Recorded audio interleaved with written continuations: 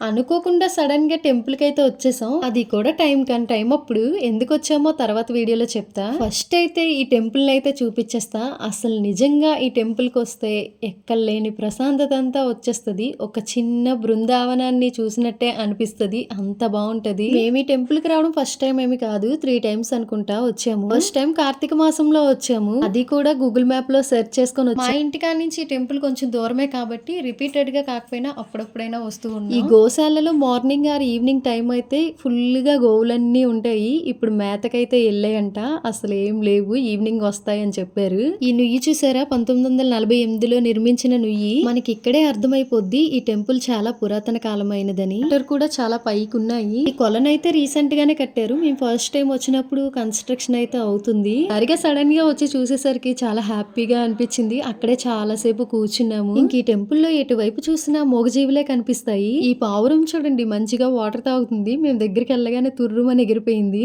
సరే మరి సడన్ గా ఈ టెంపుల్ కి ఎందుకు వచ్చామో తర్వాత వీడియోలో చూసేయండి. బాయ్.